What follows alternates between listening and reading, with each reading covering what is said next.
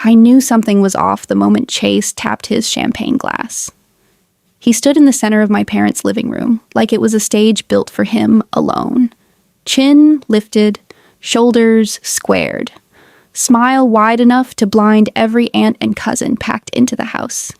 "Thank you for coming," he announced, his voice cutting through the noise. "Mom and Dad have made their decision. All 6 Clearwater duplexes and the 2 Seminole Heights townhomes will officially pass to me. The future of the Rowan properties starts today." Cheers erupted instantly.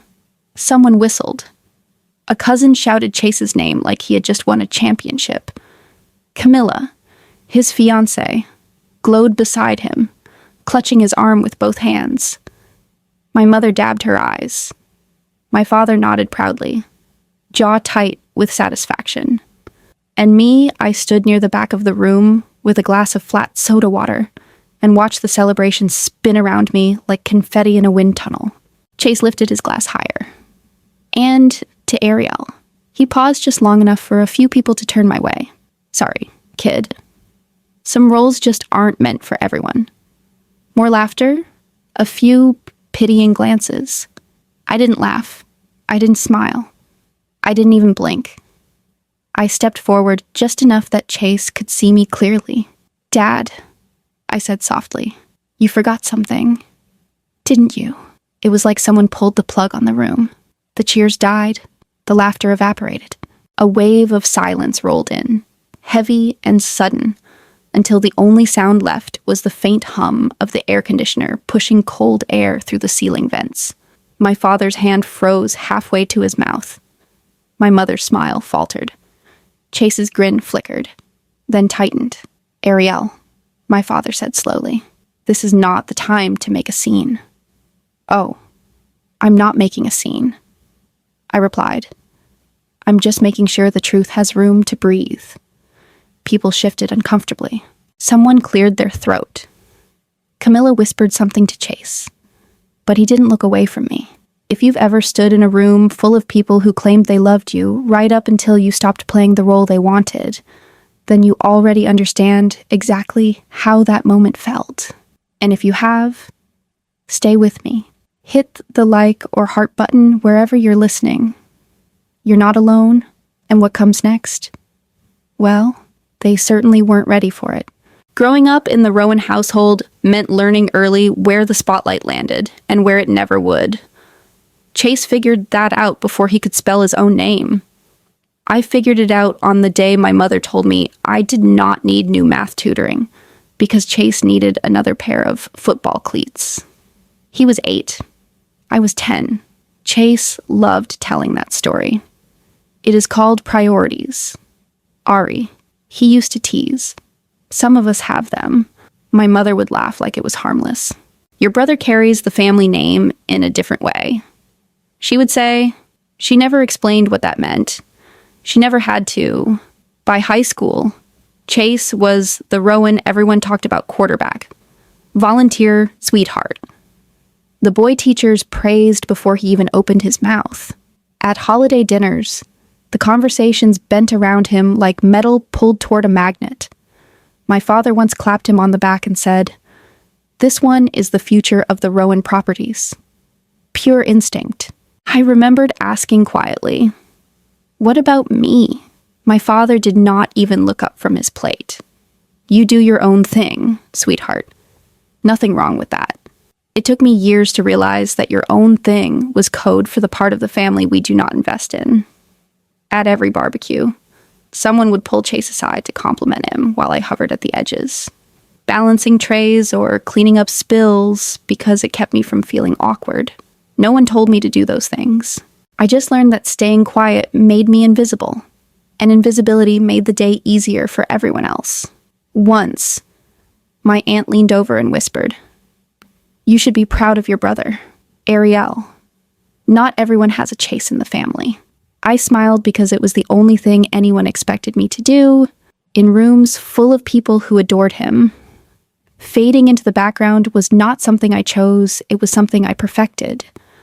I left Florida the week I turned 22. No dramatic goodbye, no slammed doors, just me. my beat-up Corolla, and a quiet decision that I did not owe the Rowan household any more of my oxygen. When I told my mother I had accepted a junior analyst job in Decatur, she barely looked up from her phone. Ariel, Atlanta is very far. Are you sure you want to isolate yourself like that? I am not isolating. I said, I am living. My father chimed in from across the room. Someone has to leave eventually. Chase will stay and take care of what matters. Chase only smirked. Good luck with your spreadsheets. I drove away the next morning before sunrise. No one stood on the porch. No one waved. I did not expect them to. In Decatur, my new manager, a sharp woman named Rena, slid a stack of lease abstracts across the desk on my first day. Think fast, Rowan. You any good at spotting lies hidden in numbers? I am better than good, I told her. And for the first time, I believed it. Weeks turned into months. I learned how deeds move quietly between hands, how trusts protect assets from people who misuse them, how rental portfolios collapse when someone siphons off money. Rena noticed. You have an instinct for patterns, she said. Most analysts miss what you catch. Her words felt like oxygen, not praise proof. Every time I visited my grandmother Evelyn on weekends, she would ask, Are they treating you right up there? They see me. I told her once. She squeezed my hand. Then, stay where you are seen. 3 years before Chase's big announcement, I got a phone call from my grandmother Evelyn on a Thursday evening. Her voice was steady, but there was something deliberate in it. Ariel, come down this weekend.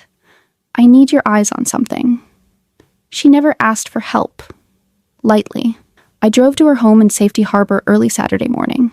She was already waiting on the porch with 2 thick folders and a pot of coffee strong enough to wake the dead. Inside, she pushed the first folder toward me. Start with the numbers. I opened it and froze. Income logs, maintenance invoices, insurance claims, years of paperwork, most of it sloppily assembled. Who prepared these? I asked, though I already knew. Your brother, she said quietly. He told me he wanted to learn the business. I flipped through the pages faster, heat rising in my chest. These receipts repeat. Same contractor, same job description, only days apart. This specialized HVAC overhaul appears 6 times in 4 months. And this claim, Evelyn, the insurance report says the unit never flooded. She looked at me over her glasses. Tell me what it means. It means someone created fake expenses to siphon money, I said. More than $160,000 over 3 years. Evelyn closed her eyes for a moment. I thought so. Why did you not confront him? Because your parents will defend him until the sky falls, she replied. And by the time they realize what he has done, there will be nothing left to save. She tapped the second folder. Open that. Inside were documents far more carefully prepared. A revocable living trust naming Evelyn as lifetime trustee. A section naming me as sole successor trustee and sole beneficiary. 8 warranty deeds already recorded with the county. A doctor's evaluation confirming she was of sound mind at the time of signing. My breath caught. Grandma, when did you do all this months ago? She said. I wanted everything airtight before telling you. I do not understand. Why me? Evelyn leaned back, studying my face. Because you see people clearly. Because you do not steal from tenants who trust you. Because you built your life with work, not applause. And because Chase would burn these houses to fund his ego. I swallowed hard.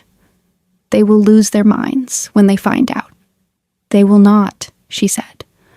You will say nothing until someone tries to take what is no longer theirs. She slid a small fireproof folder toward me. This holds every original document. Keep it safe, and keep your promise. We burned the duplicate papers in her backyard fireplace that night, watching the ashes curl upward into the dark. Evelyn touched my hand once more. Paper lasts longer than loyalty. Ariel, remember that. A few days after Evelyn's funeral, my mother called and asked me to stay an extra day. Her voice was soft, too soft, the way it got when she wanted something. Ariel, we just need to talk things through as a family. Tomorrow afternoon, please. I should have said no. I went anyway. When I walked into the dining room, my father, mother, and Chase were already seated.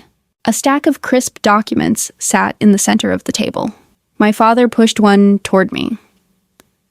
"It is just a simple waiver," he said, "to keep things clean. You sign, acknowledging you are not expecting a share of the properties. That way, we avoid problems down the road."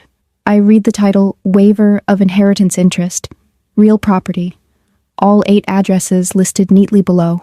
My mother jumped in quickly. "Sweetheart, Chase lives here. He handles things day to day. It only makes sense." Chase leaned back, spinning a pen between his fingers. "Just sign it." "Ari, nobody wants lawyers involved." I slid the paper an inch back. "I am not signing anything." The room dropped into a thicker silence.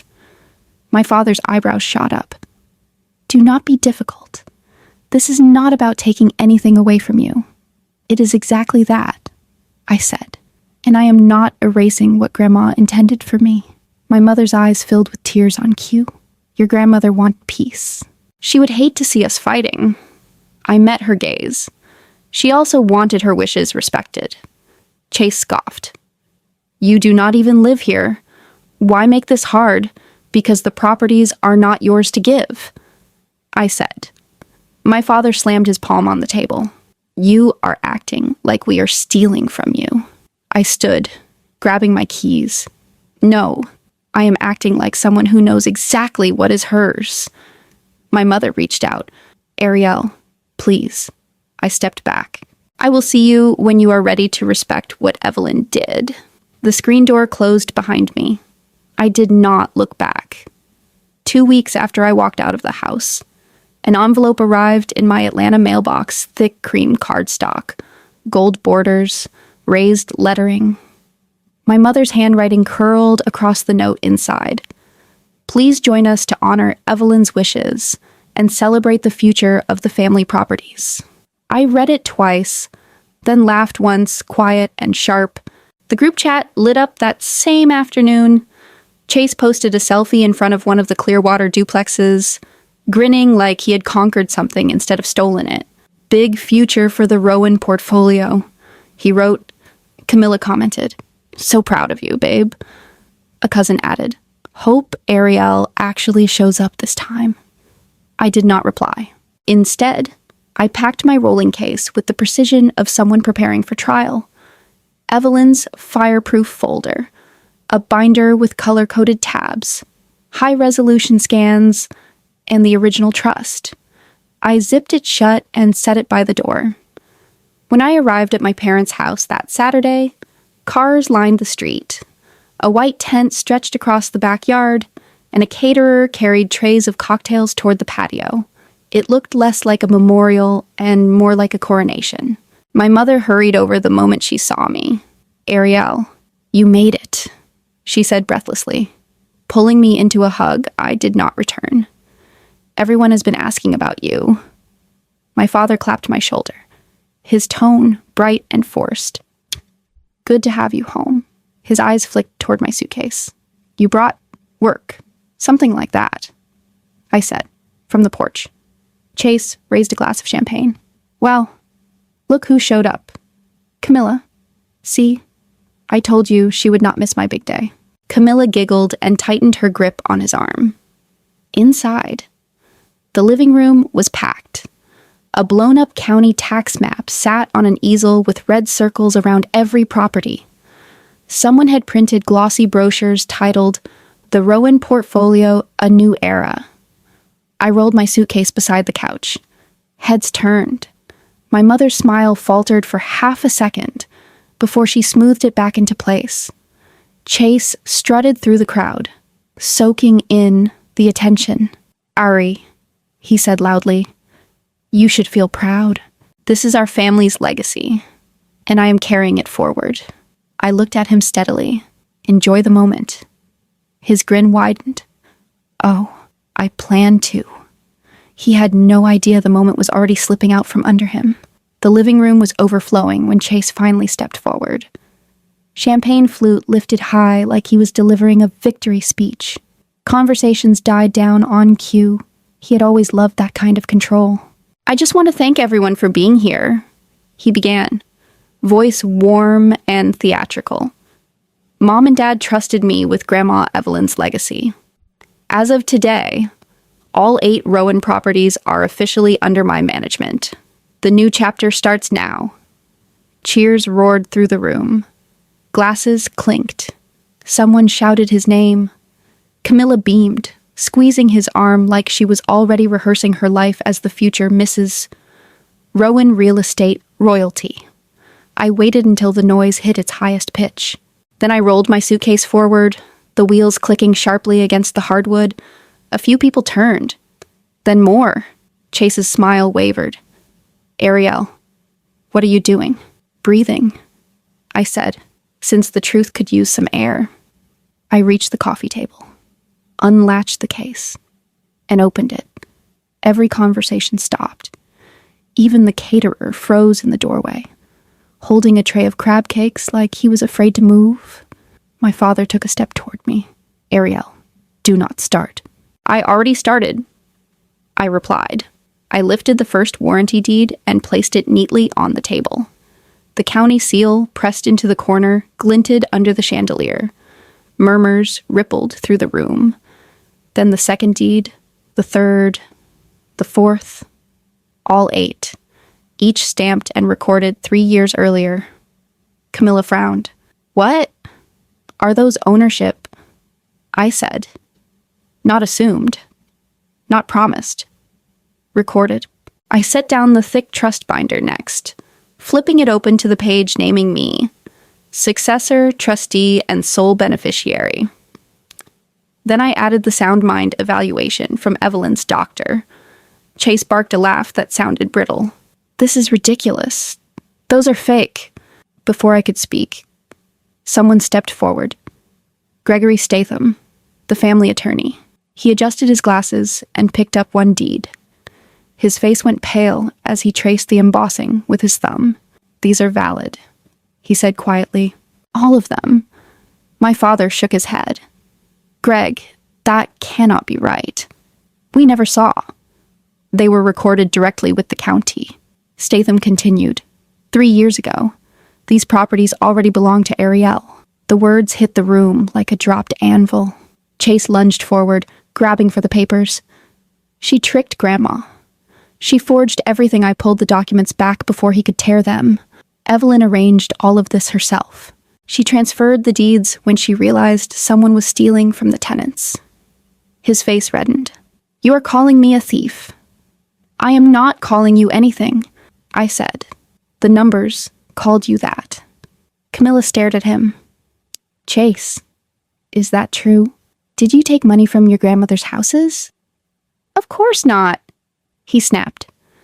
Ariel is twisting everything. She has always been jealous before he could finish. A quiet voice from the corner cut through the noise. She's not lying. Everyone turned. It was Miles, our middle brother, usually quiet enough to disappear into walls. Chase's jaw dropped. Miles, do not start. Miles walked toward the table, hands steady. I drove Grandma to the notary the day she signed the trust. She made me promise not to tell anyone. She said she was protecting the properties from you. My mother gasped. My father dropped into a chair, face collapsing. Camilla stepped back from Chase as if he had burned her. You hid this from everyone. Chase reached for her. Camilla, wait. She yanked her arm away. I am done. She slipped off her engagement ring and set it on the side table before walking out the front door without looking back. No one followed her. Chase turned on me. Voice raw. You think you won? I did not come here to win, I said. I came to honor Evelyn's wishes. He slammed his fist on the table. This is my legacy. No, I said. This is hers. The room stayed frozen. No one applauded now. No one celebrated. They only watched as the empire Chase believed was already his shifted, quietly and completely, into my hands. The house emptied slowly after the blowout in the living room. People drifted out in silence, heads down, as if leaving the scene of an accident they did not want to admit they had witnessed. I packed the deeds and the trust back into my case, while my family stared at the floor. No one tried to stop me. No one dared. 3 months passed before I heard anything from them again, but the fallout arrived long before the phone calls did. The first shockwave hit Chase. The IRS audit opened quietly and expanded quickly. Every suspicious maintenance deduction, every fake invoice, every inflated depreciation number was dragged into the light. 6 months of review ended with a penalty and back tax bill a little over $68,000. When Chase told my parents, my father nearly collapsed. "This cannot be happening," he said. "Chase, how could you be so careless?" Chase shouted back. "You let me manage everything. You never checked a single number." My mother stood between them, crying into her hands. "Please stop. Please." But nothing stopped. The second shockwave hit the house. My parents put the waterfront property on the market within 30 days. The boat went first, then my mother's jewelry, then the jet skis. They moved into a 2-bedroom condo in Oldsmar with a view of a parking lot instead of the bay. My father retired early. My mother picked up part-time hours at a boutique to cover groceries. The Rowan name did not open doors anymore. The third shockwave hit Chase's personal life. Camilla sent back the engagement ring by mail. No note inside. He moved into a studio apartment in downtown St. Petersburg and took a job selling used cars. Miles called me once during all of it. "They talk about you like you are gone," he said quietly. "Like you left the family instead of them leaving you."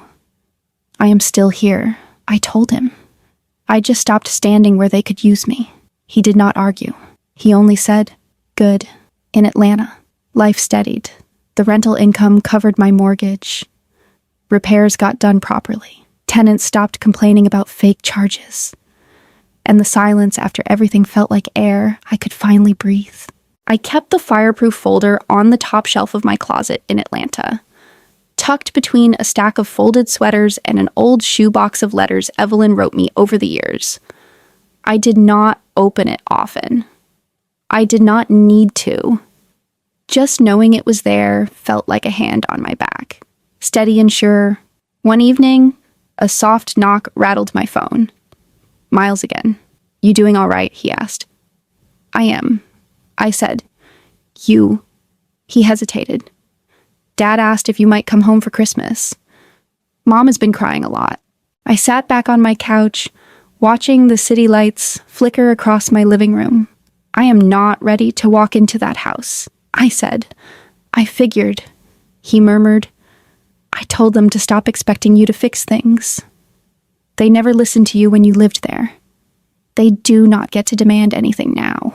His voice cracked a little, and for once I heard anger in it. Anger on my behalf. "Thank you for that," I said. "You earned more than they ever gave you," he replied. And Evelyn knew it long before any of us did. When the call ended, I stood, reached for the folder, and rested my hand on it. Not to open it, just to feel its weight. Everything inside it was a promise kept. Not mine, hers. I turned off the light, letting the quiet settle around me. If you have ever had to choose peace over family noise, or rebuild a life from the edges inward, then you already understand the road I ended up taking. And if you're listening now, tell me where you're listening from. We all carry our own fireproof folder. Some of us just finally decide to protect it.